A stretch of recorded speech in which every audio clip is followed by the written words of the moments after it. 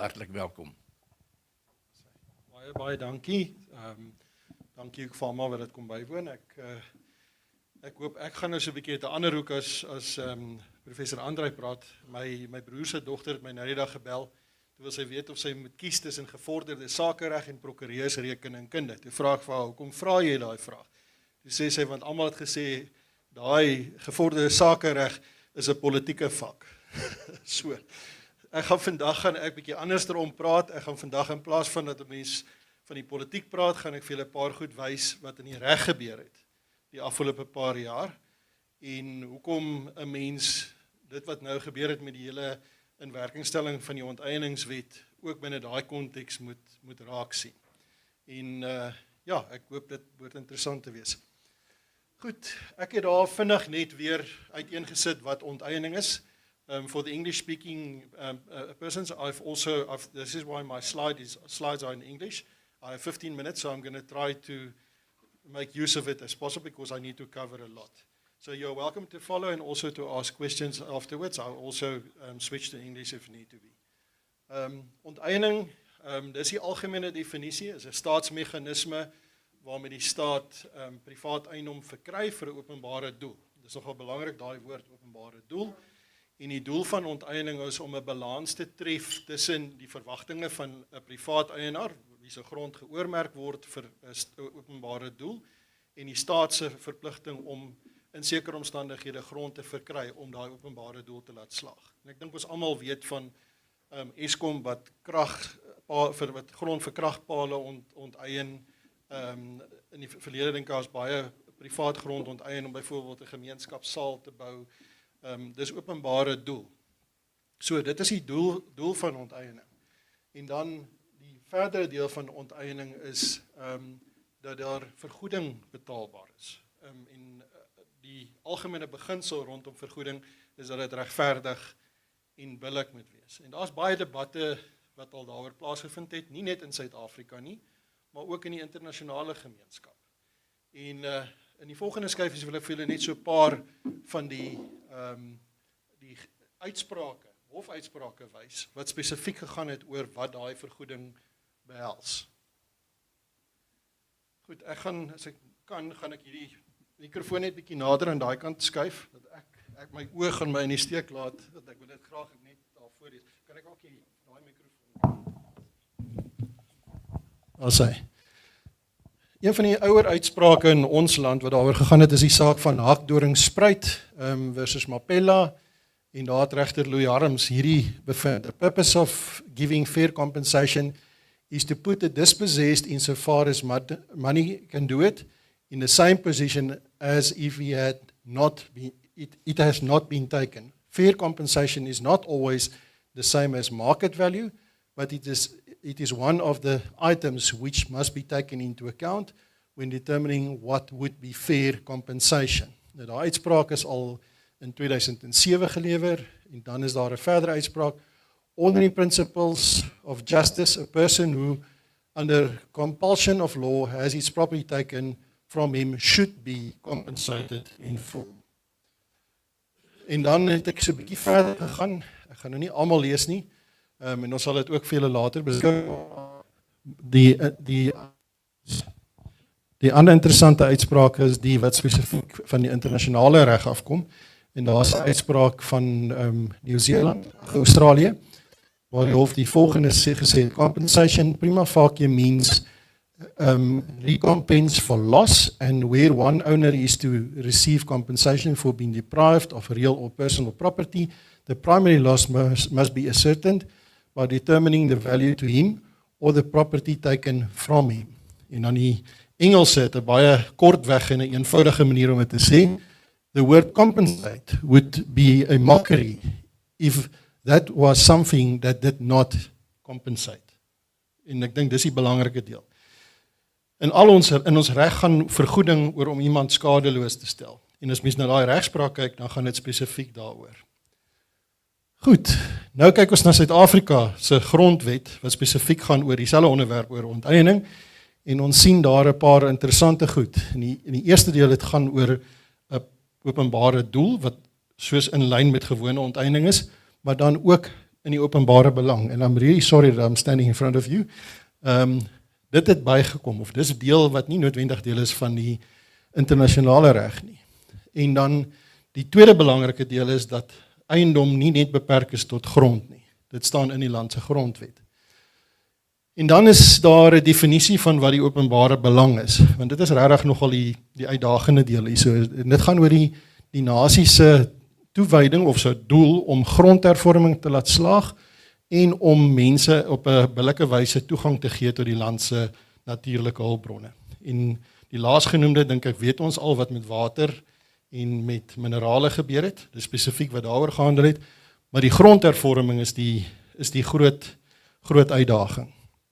En in die grondwet is daar 3 grondhervormingsprogramme geskep, naamlik herverdeling van grond, uitbreiding van sekerheid van verblyfreg en dan restituisie of herstel van grondregte en laastens het ek daar die water en minerale aangespreek. Goed, belangrik in artikel 25 van die grondwet, wat mense nie altyd lees nie, is artikel 25.8, wat sê, no provision of this section may impede the state from taking legislative and other measures to achieve land, water and related reform in order to redress the results of past racial discrimination. So daar is nie 'n belemmering op die wetgewer om wetgewing te maak om daai doelwitte na te streef nie, maar daar is een, en dit is wat in artikel 36 van die grondwet staan, dis die beperkingsklausule, wat spesifiek sê in watter omstandighede die grondwet beperk mag word. En daar lys ek dit, die aard van die reg, die belangrikheid en die doel van die reg, die aard en omvang van die beperking, die verhouding tussen die beperking en die doel, en dan laastens, en ek wil nogal baie klem op daai ene lê, minder inbrekenmakende maatreëls wat getref kan word om dieselfde doel na te streef. Dis nogal 'n belangrike ding as mens gaan kyk na grondhervorming en wat hier in ons land gebeur het die afgelope paar jaar. Goed, daar is ons land se wetgewing wat grondhervorming veroorloof. Ek gaan nie deur hulle almal gaan nie. Die eerste wet is die vlaggenskapwet wat gaan oor om mense wat op rassebasis ontneem was van regte, herstel van regte te gee. Die tweede een gaan oor huurarbeiders, dis persone wat dominant vergoed is in veiding en aanplantingsregte wat kon eis vir grond. Dis die twee wetgewing waarvoor daar eise bestaan. Die uitbreiding van sekerheid van verblyfreg, die paaiwet wat almal van weet wat ook in die dorpe van toepassing is, en dan laastens 'n wet wat eintlik 'n stiefboetie is tussen hulle almal, en dit is die Provision of Land and Assistance Act. Dit is eintlik die wet wat in 1993 in werking gestel is om herverdeling van grond moontlik te maak. En daar's bitter min van hom gebruik gemaak, want hy veroorloof aan die staat om aktief in die mark grond aan te koop en beskikbaar te stel aan mense wat by grondhervorming bevoordeel moet word. Goed, in die afgelope 30 jaar, ek praktiseer van 2001 af, afgelope 30 jaar, is die standaard wat toegepas is by vergoeding wat betaalbaar is, en daar's 2 tipes vergoeding wat betaal is. En die eerste een is waar vergoeding aan 'n eienaar vir grond betaal was, en die ander een is waar eisers vergoed was.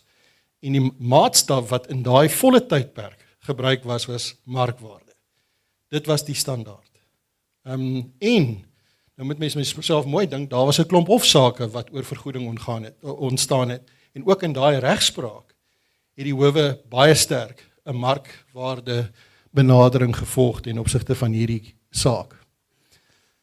So wat ons sien in die afgelope 30 jaar, en ek dink is die belangrike boodskap vandag is, daar was 'n klomp wette in werking gestel, klomp wette gewysig, daar was nuwe wetgewing in plek gestel, maar belangrik, die grondwet en die wetgewing was toegepas, en die toepassing vind ons in regspraak.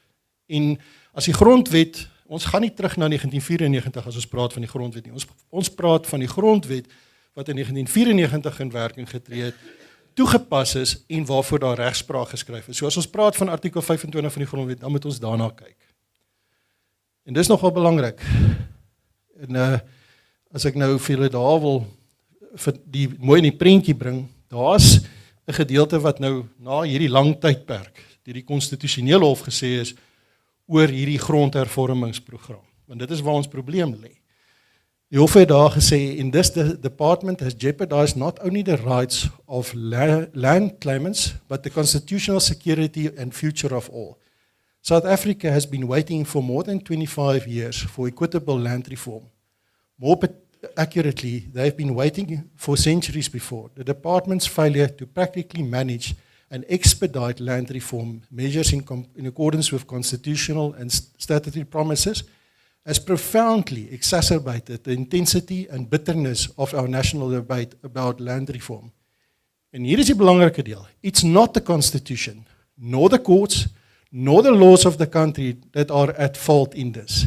It is the institutional incapacity of the department to do what the statute and the constitution require of it that lies at the heart of this colossal crisis. En daai vat dit baie goed saam. En dit is, ons hoor baie in die debatte hier oor, ja, dis die vergoeding wat die probleem is, ensovoorts en so meer. In my ervaring in 20 jaar, is dit die kern van die probleem. Dit is die rede hoekom ons is waar ons nou is. So, ek gaan nie vreeslik baie daaroor praat nie. Wat ek wel oor praat is, wat is die regering se reaksie op hierdie probleem? En dit het in 2014 het dit begin, waar daar nou tot hierdie besef gekom het, maar ons misluk. En toe kom daar in 2014 twee wette in plek. Die een is die wysigingwet op die herstel van grondregte, en dan die ander een is die Property Valuation Act. So iewerster moet daar met grond 'n antwoord gegee word. So die eerste een is die wysigingswet van die wet op herstel van grondregte, en daar word mense toegelaat om nuwe eise in te dien, tot en met 2019. Daar is ongeveer 300.000 nuwe eise ingedien. En die wet op eiendomswaardasies, waar daar net, terwyl die grondwet artikel 25.2 en 25.3 praat van vergoeding vir eisers en vir grondeienaars, word daar nuwe wetgewing gemaak net om die vergoeding wat aan eienaars betaalbaar is, te reguleer. En hulle gaan maak 'n wet, en hulle gaan vaardige regulasies daaruit, en onder daai wet word daar toe nou, in daai regulasie spesifiek, die bepalingsartikel 25.3 van die grondwet geherdefinieer, en nou word daar 'n formule toegepas, wat die effek het, dat in praktyk grondwaardes nou tussen 30 en 50% minder is as markwaarde, wanneer daai regulasies toegepas word. So dis die twee wetgewing, maar kyk wat gebeur toe met die wetgewing. Daar's twee hofsaake oor daai wetgewing. Eerstens word die wet op herstel van grondregte,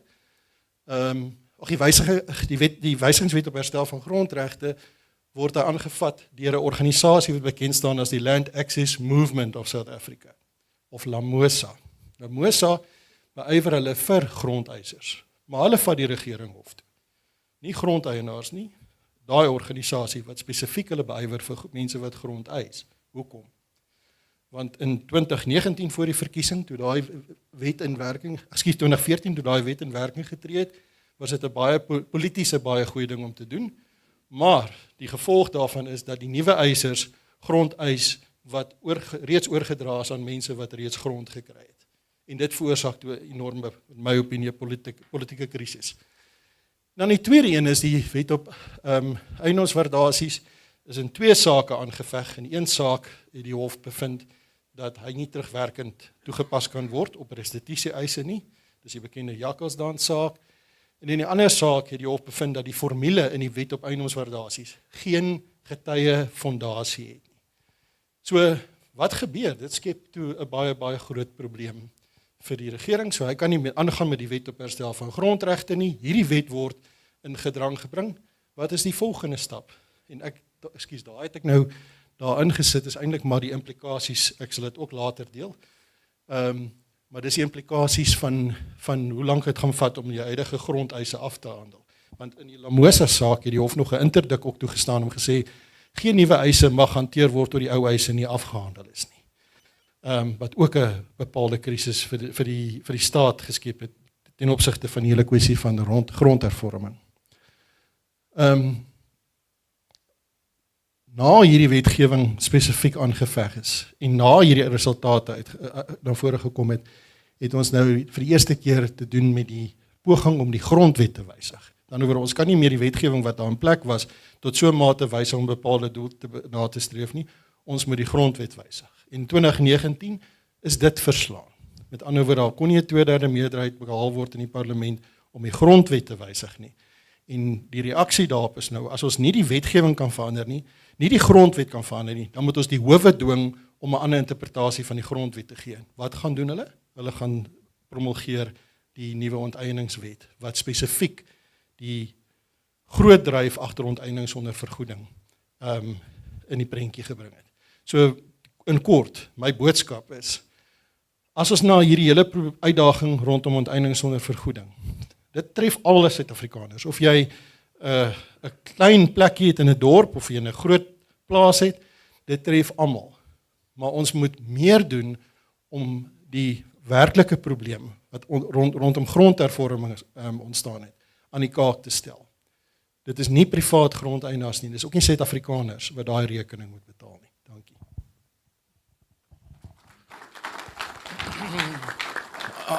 Ons